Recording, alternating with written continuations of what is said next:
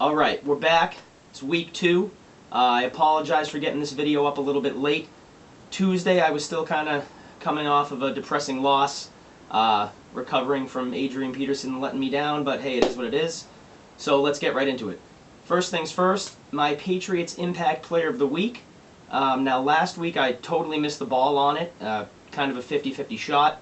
Obviously Dion Lewis was the guy that got it done. James White pretty much invisible. You know, it happens. That's how a Belichick offense works. You just don't know what's going to happen with the running backs. This week, I've got Scott Chandler going against his former team. Maybe it's, you know, a little bit of a picking with my heart on this one, but you know what?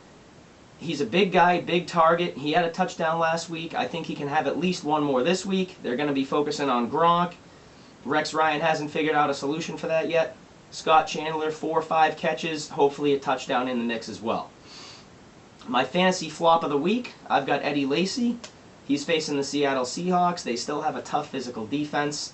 You know, he hasn't done well against that team. Doesn't have a touchdown in his career against Seattle yet. Averaging only 3.5 yards per touch. Really kind of unimpressive. You know, Aaron Rodgers has not beaten this team. 0 for 3 since 2012. I think he's really ready to get it done.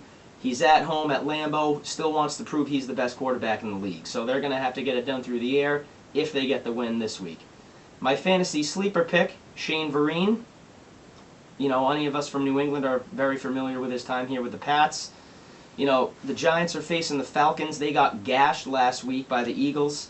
Their defense just, you know, kept getting beat up. Sure, they allowed 3 easy touchdowns, some short ones to DeMarco Murray and Ryan Matthews, but Darren Sproles also lit them up, had 126 yards on 12 touches.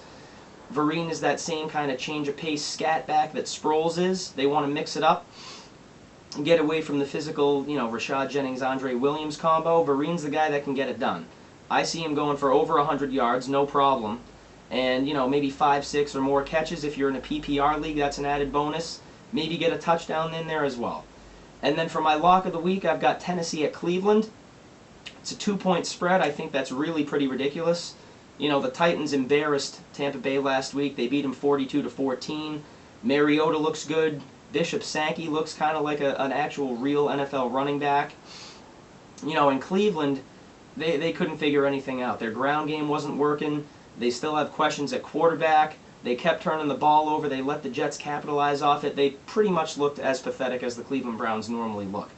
I've got Tennessee winning this one 27-13. And that's it for week 2. So hopefully I fare better this week than I did last week. Can only hope for the best. Talk to you later.